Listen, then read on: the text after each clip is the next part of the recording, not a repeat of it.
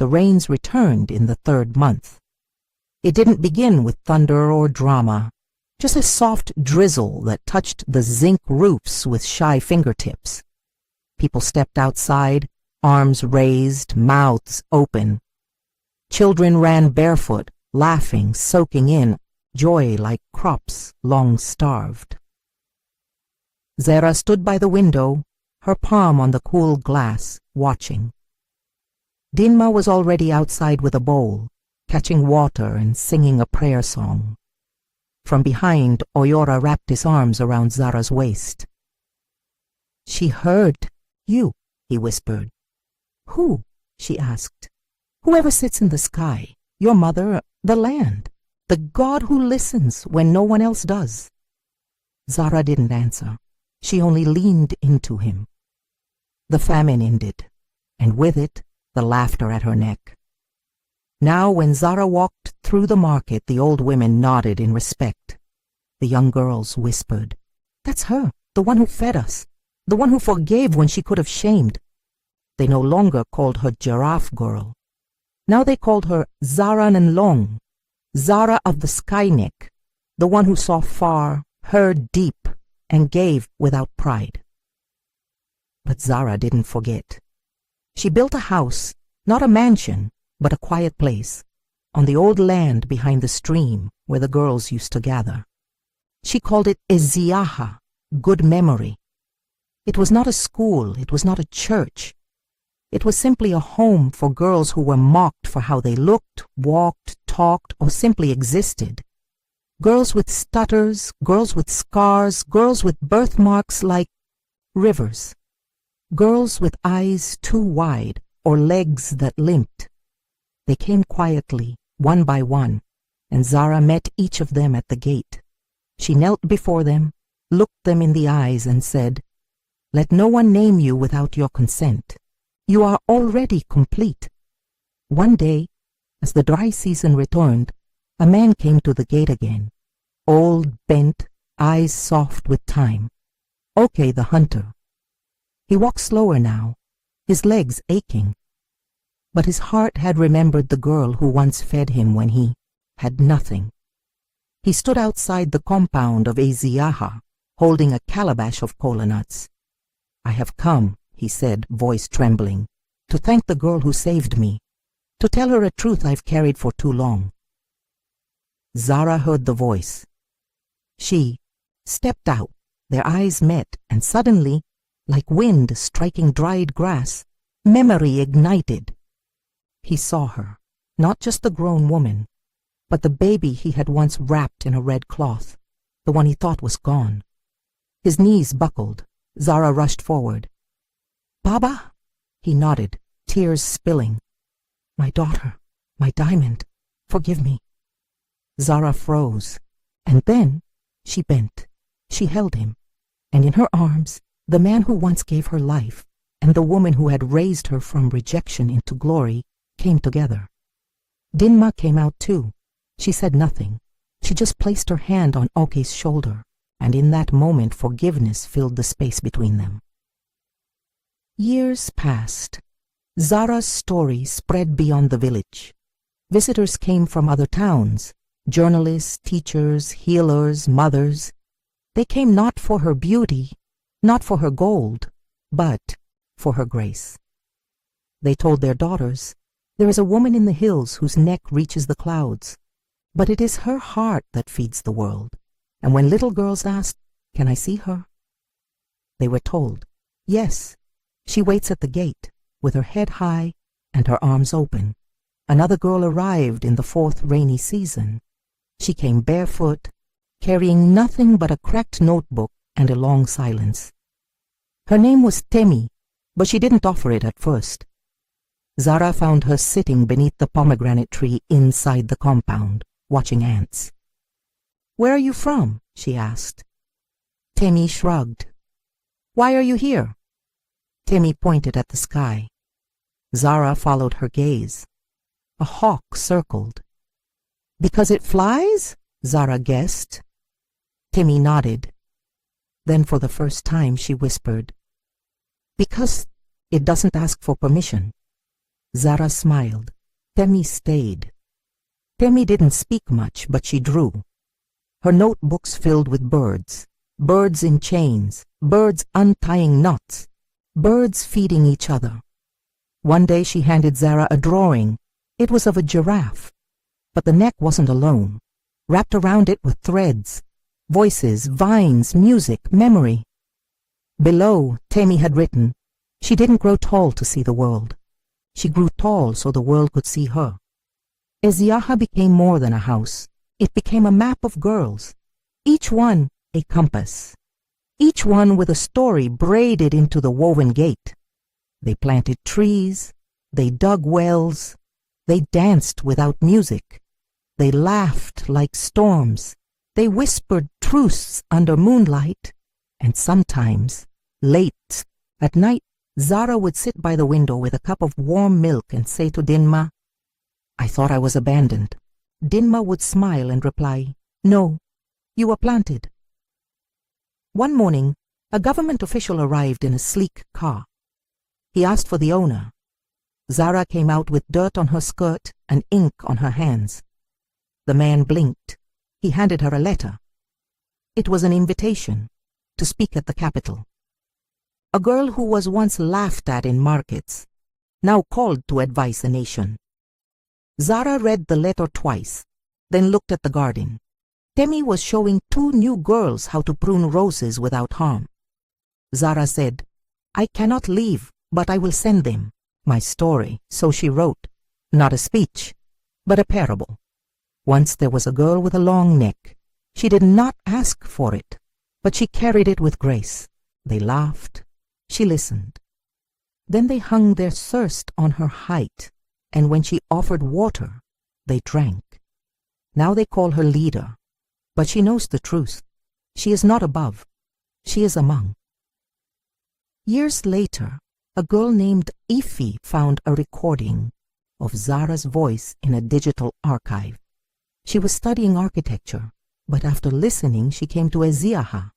She brought solar panels, built shade over the courtyard, wrote a poem in binary code that lit up on the roof at night. We are not ruins. We are echoes building new sound. And so the story stretches from Temi to Ifi, from Zara to tomorrow. Each girl carries something forward, not a name, not a scar, but a seed. And beneath the old pomegranate tree, new hands keep pressing the soil. It was Temi's 7th season in Eziaha. The once silent girl now spoke in gatherings. Not many words, but each one deliberate. She began sketching more than birds. She drew roots, mouths, bridges, and sometimes a girl standing atop a giraffe's back, lantern raised, lighting the way for others. Zara watched Temi with quiet awe. Not pride, recognition. "She is becoming," Dinma whispered one night. "No," Zara replied. "She always was. We're just finally catching up." One dusk, Temi asked to lead the evening circle. The girls gathered under the jackfruit tree, where stories had been told, secrets released, laughter stitched into the soil. Temi stood, held up an empty page. "I brought no drawing tonight," she said, then pointed to her throat. "I bring this instead." A hush fell. I was quiet because I was told my voice made people uncomfortable, that I stuttered like broken wings. But here, I learned stuttering is just a song that takes its time. A girl named Amara wept. Temi turned to her and smiled, and that's okay too. Rain never rushes the seed. That night, Temi began her project, the Archive of Becoming. It wasn't a book. It wasn't a building. It was a living ritual. Each girl who passed through Eziaha was invited to leave behind one piece, a drawing, a story, a thread from a dress they outgrew, a word they once feared. These were sewn, yes, literally sewn, into a vast quilt that covered the main hall. It shimmered with thread, ink, fabric, charcoal, and memory. On the edges, Zara stitched, "We are not what they named us. We are what we kept alive. Then came the drone.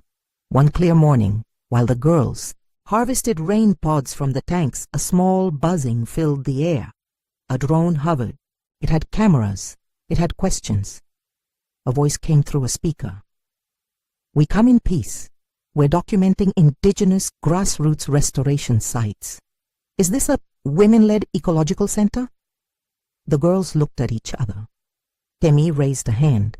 She shouted toward the drone, "No, this is a memory sanctuary and a future foundry." The drone paused. Then, for reasons unknown, it dipped in a respectful nod before flying away. Temi turned to the others. "They will come again, not for answers, but because they're thirsty." That same year, Zara fell ill. Not gravely, just age creeping like dusk across her bones.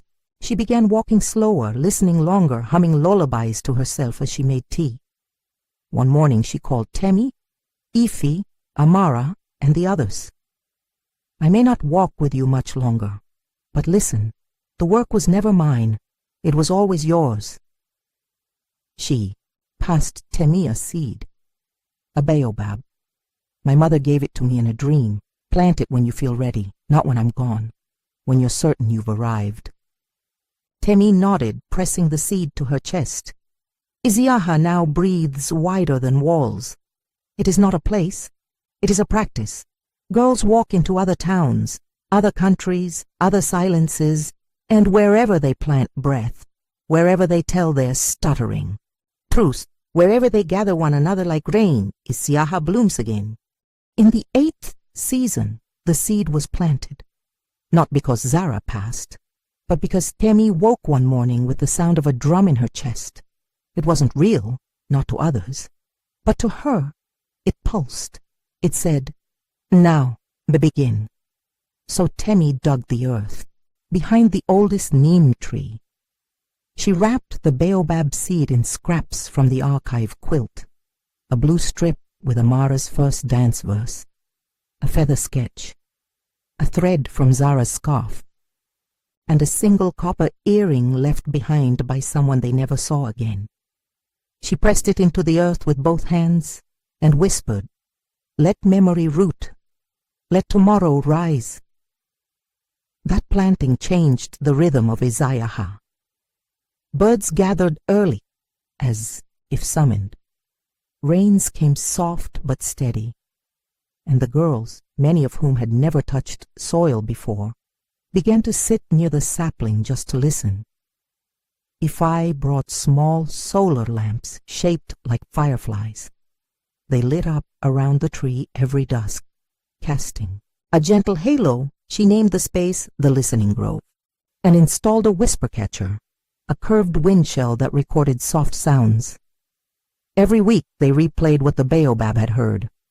Giggles, prayers, one girl reciting Maya Angelou, the rustle of Temi's drawings being turned, a voice saying, "I think I'm ready to forgive her." One day, a knock at the gate. A girl with corn rose and silence stood there. "My name is Lami," she said. "I was told this is where lost voices come to breathe." Temi let her in. Lami did not speak for 5 days, but on the 6th, she walked into the archive room. She picked up a charcoal pencil and drew a spiral. Then she wrote, "My mother was a dancer, but when the war came, she stopped moving. I want to remember her steps."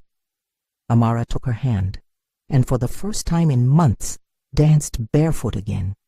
The girls began to name themselves not by their past, but by what they were becoming. Amara, Firekeeper Ify, Spark Coder. Temi, Grove Binder. Lami, Pulse Dancer. Zara smiled from her chair by the window.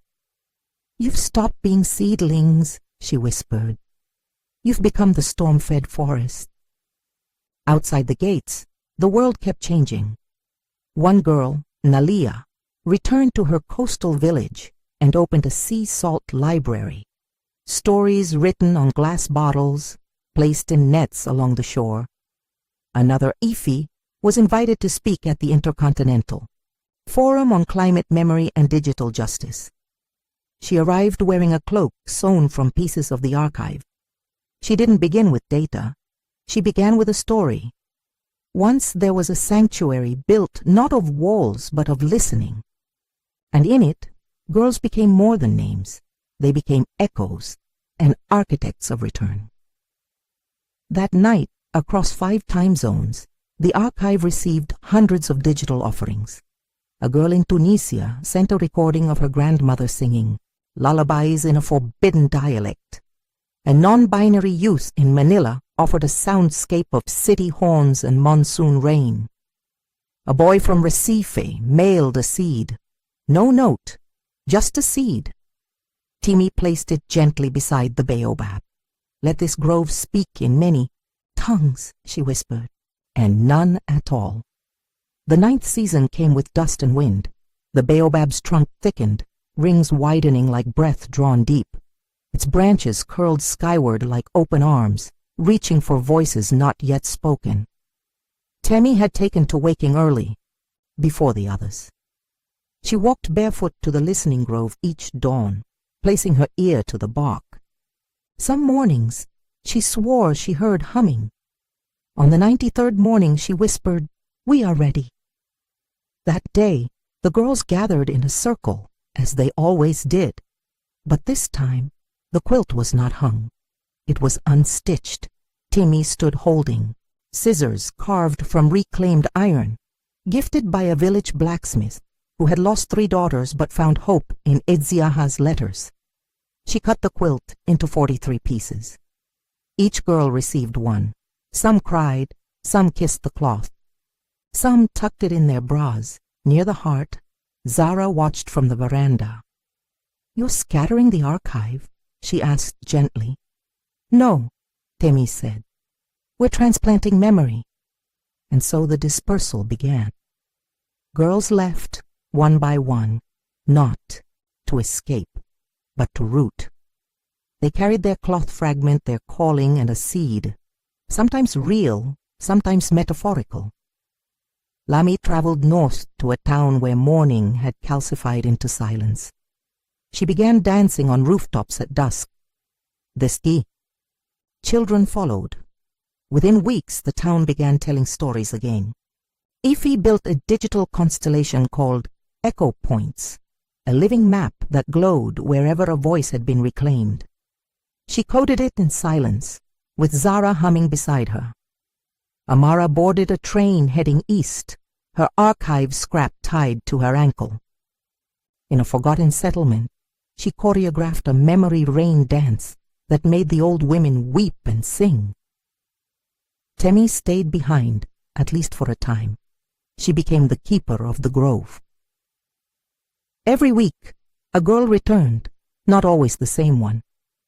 She brought an offering, a jar of red soil, a soundbite of thunder over a refugee camp, a poem written in lipstick on glass, a map with no country but many footsteps.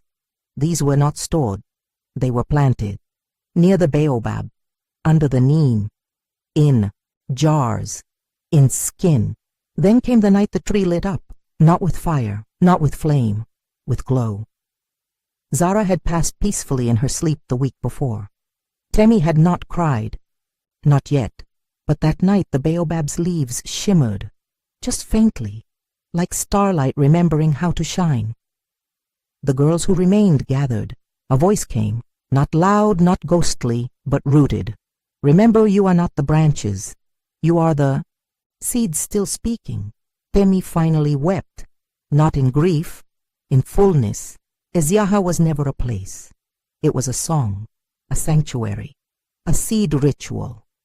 It now existed in the breath of dancers, the code of dreamers, the silence of planters, the stories of girls who once thought they were alone, and in every corner of a fractured world, somewhere, somehow, a baobab grows. The grove splits. Open It began not with silence this time, but with a hum that shook the mirrors. Temi was in the archive room when it happened, sorting memory vials, reweaving the circle rug. Suddenly every whisper catcher flickered blue. Every one, from Goma to Recife, from Lahore to Lagos, from Oakland to the clay-swept inland of Oyo all at once. The baobab groaned low, not in pain, but in invocation. Temi stood, palms trembling. She whispered, "They're returning." The one who never spoke arrived first, not by road. She came walking barefoot down the riverbed. Lami looked up from where she was binding dance poems into seed paper. Their eyes met. No words, only arms, only breath. The one who never spoke handed Temi a notebook. It was wrapped in bark cloth. Inside, stories written in 5 languages, none complete, everyone ending with the same symbol, a sprout, a memory, a refusal. Temi pressed the book to her chest. "We are ready," she said again. By dusk the grove was full, not only girls, women, elders, children, boys, men with calloused hands and gentle eyes. They came not to witness. They came to listen, to plant, to offer. Each one carried a piece of a broken world. Each one left with a thread of remembrance. Then the spiral gate opened. Not a real gate, not bricks or hinges, but a movement, a ritual, co-created. Temi drew the spiral in ash. Ifi projected its outline in light. Lami danced it with bare feet. The one who never spoke added salt. Zara's voice, faint, woven from the grove, spoke once more. To remember is not to return. It is to root forward. They walked through the spiral one by one, not into the past, into the next archive. This new place was not built. It was found, in corners of grief, in forests left wild, in letters never sent, in lullabies sung to sleeping, protests, and it had no walls, only wind, only scent, only rhythm and ink and soil and silence, and the names of all the voices etched into a tree that no longer needed bark to speak. The one who wasn't named, they called her the silence between 2 drums. She arrived without a name, carrying a bowl of black sand and a strip of cloth stained with red clay. Her eyes held the gaze of rivers that had drowned secrets. She did not knock. She placed the bowl beneath the baobab and whispered into the roots. Temi watched from the stone steps. "You're early," she said softly. The girl tilted her head. "No, I'm right on time. The grove just remembered me late." That night the stars lowered, truly. They bent closer, and every girl, every woman, every elder in the archive heard it, a pulse. Slow, ancient, not a heartbeat, a remembering. The soil under the grove warmed, not from fire, from return. The one who wasn't named walked barefoot into the center of the spiral ash ring, still carrying her bowl. "If you're ready," she said, "the next archive must be sung, but this time it won't be rooted. No more central grove, no more return to here. Instead, they will scatter the memory in sound." Lami re-wove her dances into resonance patterns. Each footstep became a syllable. Ifi created Echo Loom, a sonic map that only unfolds when played by the wind. Amara began sound walking, choreographing silence through abandoned churches and desert ruins. Her footsteps leave echoes the way seeds leave forests. Temi, no longer the keeper, became the midwife of listening. She whispered, "We are not the archive. We are the instruments memory chooses to play." And still more came. A girl who carried a flute made of her grandmother's bone. A child who could mimic any voice, even the wind before rain. A mother who buried lullabies beneath refugee camps and returned to dig them up. Each one entered the spiral gate and emerged humming in, a new key. Then came the 12th season, dissolution. The grove as it was began to fade, not in death. In gift, every stone became soil, every map unraveled, every root rose up and walked. Temi stood in the center of absence, where the baobab once pulsed. A girl asked, "Is it over?" Temi smiled. "No, it has entered you. Now you must plant it, by breath, by question, by refusal." So the archive did not end, it multiplied. Through humming, through lullaby riots, through invisible. Ink tattooed behind the ears of the forgotten, and wherever a girl kneels to bury her grief in soil, wherever someone listens with their chest instead of ears, the archive grows again. The first of the many, the grove was gone, and yet it pulsed. Beneath every footstep across salt, ash, concrete, clay. They did not return to a place.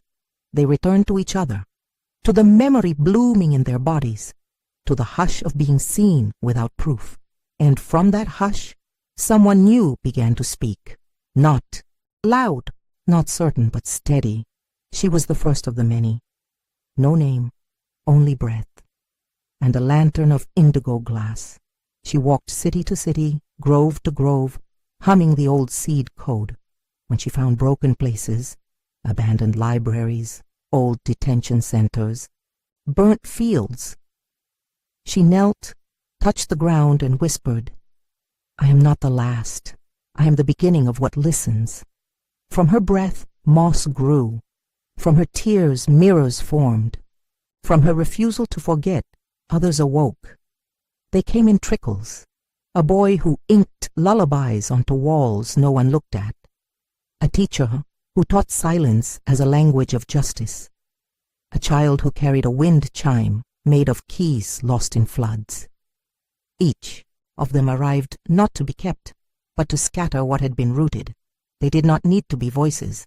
They were the many now, not chosen, not initiated, just listening and offering, and walking with the rhythm of unforgotten soil. They gathered not in a grove, but in laundromats, rooftops, deserted shrines, buses stalled at the edge of nowhere, and everywhere they gathered, they sang, "We are not here to be loud, we are here to be echo." Then the listening storm came. It started over a coastline city whose name had been taken. It wasn't rain, it was stories, falling like ash, soft, heavy, full of memory. The first of the many stood on a rooftop and opened her indigo lantern. Inside was not light. It was a seed made of sound. She whispered, "It is time." And from the rooftop a silence rose like thunder. Everywhere, the storm fell. Children stopped what they were doing. They looked up. They listened. They reached for dirt or brick or paper or the nearest body that remembered how to cry. And they began the new planting, not of trees, of echoes, the lantern. Walkers they never asked to lead. They only carried light inside questions. They were not loud. But wherever they walked, walls softened. Stones remembered their names. Dogs followed them without barking. The first of the many passed her lantern, not by ceremony but by absence. One day she vanished, left only a line etched in clay. "You do not carry the lantern, you become it." And so they walked. In the village of Ayoru, a girl named Meili placed mirrors in the trees. She said they were for the birds to see who they were becoming. But the mirrors didn't just reflect, they hummed. When people walked past them in silence, the mirrors sang pieces of forgotten lullabies, not loudly, but enough to make a mother stop, enough to make a soldier weep. In a city split by border wire, a boy known as Kuso painted invisible ink murals on checkpoints. Under ultraviolet light, the images appeared. Hands holding seeds, mothers carrying, rivers, children whispering to ruins. He left no signature, only a phrase. "We are the grove you couldn't burn." The guards tore the images down, but the walls remembered and grew warm. In a prison library deep in the mountains, a woman named Naya began reading poems backward. Each reversed line summoned names erased from ledgers. Each word reclaimed a heartbeat, thought disappeared. The others joined her, not in protest, but in rhythm. The prisoners sang her poems while washing, cooking, sweeping, dreaming, and so the archive lived inside broom bristles, in steam, in every breath they could not cage. And somewhere far from anywhere, a child sat beside a dry well, holding a jar of wind and a list of lost stories. She hadn't spoken in days, but she pressed her palm to the ground and whispered, "I'm listening." And the soil answered. It shivered. It remembered a name that had not been spoken in generations. She smiled, not because she knew what it meant, but because now she would carry it. The archive breathes the many never gathered in one place. They were a scatter of ash and root, seed and whisper, note and silence. But one day, without invitation or cause, they all began walking from all corners, grain fields, overpasses, rooftop gardens, crater towns, flooded basements, not toward a destination, but toward a memory they had never lived, yet somehow still carried. It called to them in the tremble between raindrops, in the way moss curved around broken shoes, in the hush of a forgotten name. They brought no banners, only offerings, a cracked bell filled with river stones, an unfinished story whispered through a reed, a scarf that had once been a kite, a question written in 20 languages on a single leaf. They did not speak aloud. Their silence was the language now, their steps, the punctuation, and at the center, where no map had ever pointed, they arrived, not to a grove, but to a scar in the land. It had once been a listening place. Now it was silence itself, not broken, hollow waiting. The first of the many stood there again, not as leader, not as memory, but as echo. She held nothing, and that nothing was the invitation. Each walker stepped forward, one by one. They placed their offerings into the hollow, and as they did, not light, not sound, but breath rose. Breath that shimmered like heat over stone. Breath that held the weight of 1,000 unspoken things. Breath that did not ask to be heard, only held. It filled the scar. Not to erase it, to remind it. They did not rebuild the grove. They became it. Every breath a branch, every offering a root, every silence a petal folded in dusk. And when the wind passed through that place, it no longer howled. It listened. The echo that stayed, no trumpet called them, no decree. But across hills and alleyways, fields and fractured schoolyards, the voices rose, one by one. Not loud, not proud, only certain. They called themselves nothing, but they listened like seeds. The salt mines of Jala, a boy named Erin began drawing spiral maps into the dust with his boots. He didn't know why. He only knew that every time he stopped, the workers breathed easier, and the foreman forgot how to shout. Years later, when the mines collapsed, those spiral paths were still there, not a single death. The archive remembers this. In a refugee camp by the mouth of the sea, a girl called Zuleyha taught children to name the stars in stories instead of numbers. That one is the lantern who waits. That one is the sister who sang stone soft. Every time they named them, the stars flickered, just slightly. A sailor, lost far offshore, saw that flicker. He turned his boat. The archive remembers this. In the bowels of a courthouse, where verdicts are made of steel and signatures, a janitor left chalk poems beneath the judge's bench. Small, quiet lines. One read, "A sentence begins with breath. Try listening to your own." 3 weeks later, a case was dropped. The judge cited insufficient cause. But he also paused before the next trial. Longer than usual, the archive remembers this, and in the cracks between all these places, where weeds defy concrete and silence blooms loudest, they came. Not in robes, not in triumph, but with soil on their hands and wind in their lungs. Some were children who never learned their names. Some were elders who remembered too many. Some were nothing but a hum, carried on wind between trees. But each held a piece of the breath. Each returned to the hollow. And when they placed their breath into it, it did not vanish.